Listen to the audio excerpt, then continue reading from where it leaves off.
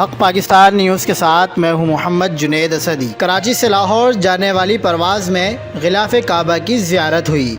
تازہ ترین ویڈیوز کے لیے چینل کو سبسکرائب کر کے بیل آئیکن اور آل نوٹیفیکیشن پر کلک کریں۔